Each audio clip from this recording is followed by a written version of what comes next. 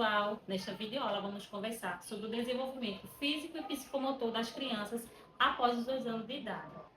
Vamos refletir sobre como as crianças evoluem na coordenação motora, na autonomia, no uso do corpo, no equilíbrio e também sobre como a família, a escola e os profissionais da área da saúde contribuem para esse processo. Entre os 2 e os 6 anos, as crianças passam por mudanças importantes no corpo e no movimento. Ganham mais equilíbrio, desenvolvem a coordenação motora grossa e fina, correm, sobem, desenham, manipulam objetos e exploram o ambiente de maneiras mais complexas. O processo de crescimento e desenvolvimento psicomotor a partir dos 2 anos de idade está ligado à extensão e ao aprimoramento do controle sobre o corpo e seus movimentos. No capítulo 6 do livro Desenvolvimento Psicológico e Educação, temos a análise dos dados da curva do crescimento depois dos 2 anos de idade, onde podemos observar as curvas de crescimento estaroponderal dos 2 aos 18 anos. Observando a existência do dimorfismo sexual, ou seja, o perfil varia se menino ou se menina, os meninos possuem uma vantagem estaroponderal com relação às meninas. Podemos analisar que as meninas tomam a frente durante 1 ou 2 anos e logo depois os meninos superam, onde eles continuam aumentando seu tamanho e seu peso, enquanto elas apenas sofrem pequenas mudanças. Agora, vamos acompanhar o que diz uma enfermeira da atenção básica que acompanha as crianças e sua família no postinho de saúde. Sou enfermeira da Estratégia de Saúde da Família Roque, do município de João Alfredo, onde a gente acompanha o desenvolvimento das crianças de 2 anos, de 0 até os 7 anos de idade, né? Que a gente avalia mês a mês o desenvolvimento daquela criança, onde nós trabalhamos com o PEC, que é um programa do Ministério da Saúde, e apresentamos para as mães alguns questionários e perguntas, para junto com elas tentarmos descobrir e analisar o desenvolvimento desta criança. Se ela brinca com outras crianças, se ela imita alguns animais, o marco de desenvolvimento do mês a mês com estas crianças, para que a gente possa tentar descobrir antecipadamente se essa criança tem ou não algum problema mental, algum problema de comportamento. Respondemos também um questionário sobre o autismo, para que a gente consiga identificar esse problemazinho na primeira infância e que ele possa ser resolvido durante a sua infância, e encaminhando para os profissionais adequados para que comece o tratamento o quanto antes.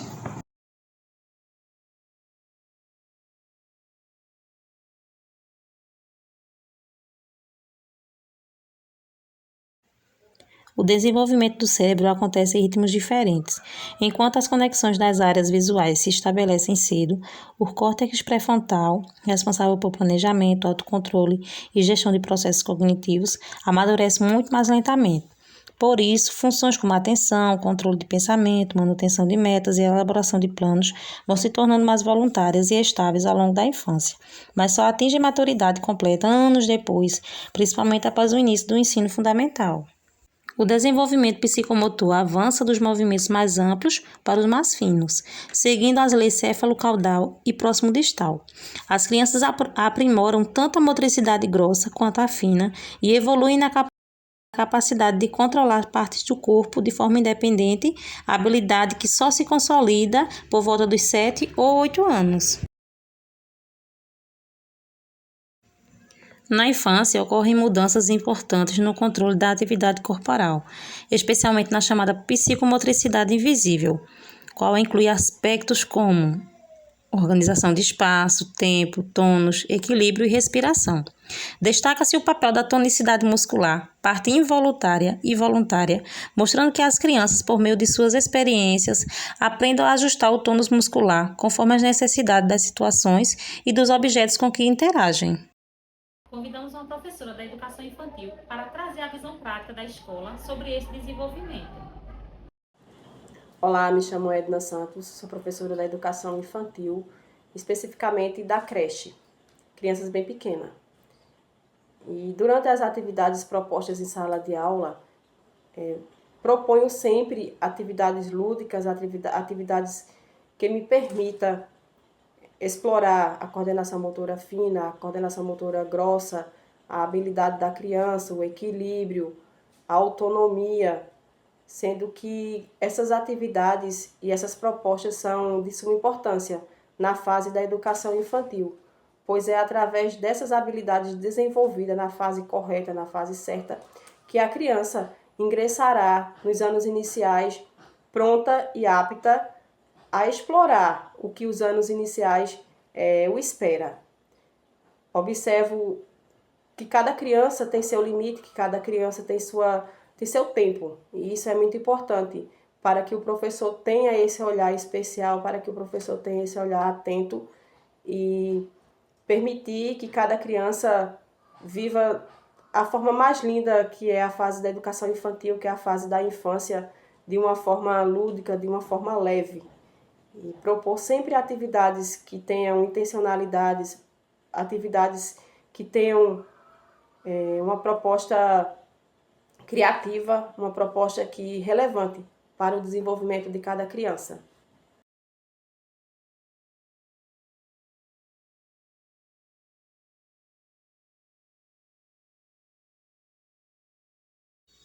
Embora o corpo seja simétrico, seu funcionamento é assimétrico.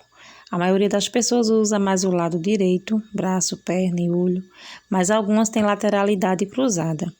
Cerca de 10% são canhotas, geralmente porque o hemisfério direito do cérebro é o dominante.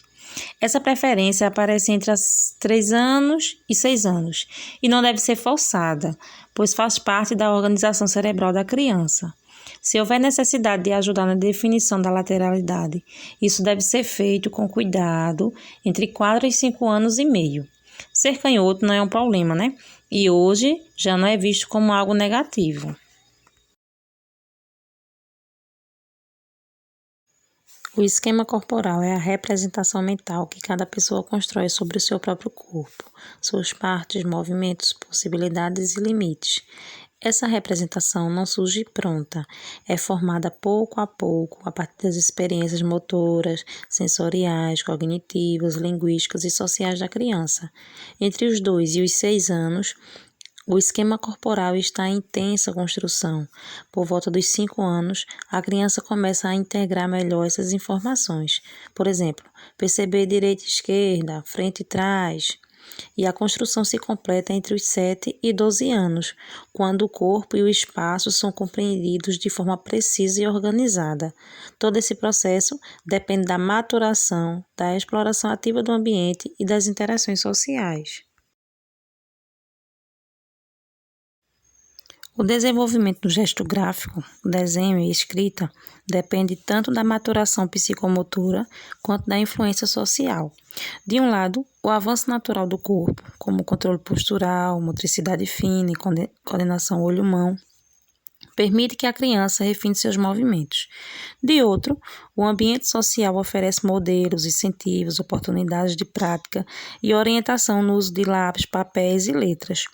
A combinação desses fatores faz com que a criança adquira habilidades culturais e especializadas, aprendendo gradualmente a diferenciar o que é desenho e o que é escrita. O desenho infantil evolui entre os 18 meses e os 8 anos. No início, os rabiscos surgem como movimentos motores sem intenção representativa. Entre 2 e 3 anos aparecem as garatujas, quando a criança começa a atribuir significado aos traços, mesmo sem planejamento. A partir dos 3, 4 anos, o controle motor melhora e a criança passa a combinar formas e a criar desenhos mais intencionais, surgindo os primeiros girinos. Entre os 4 e 7 anos, o desenho da figura humana ganha corpo, detalhes, ações, avançando no realismo intelectual para um desenho mais organizado. Dos 5 aos 8 anos, surgem mais detalhes, cenas, paisagens e maior complexidade, caminhando para o realismo visual. A escrita manual infantil depende de fatores motores, controle do movimento, coordenação fina, e de fatores sociais ambientais, o contexto, o estímulo e a prática. O desenvolvimento da escrita manuscrita passa por 3 etapas. A pré-caligráfica, que é o período de aquisição das destrezas gráficas básicas, o traço inseguro, tremidas as letrinhas, o tamanho. A caligráfica infantil, que é quando a criança começa a dominar as habilidades motoras. E a pós-caligráfica, que é alcançada na pós-adolescência, né? Quando já está aquele com estilo próprio, com aquela letra. No início da escrita, as primeiras letras, né, que a criança produz são traços, rabisco. E com o tempo, o domínio motor permite que ela escreva de forma estável, né? Com mais legibilidade.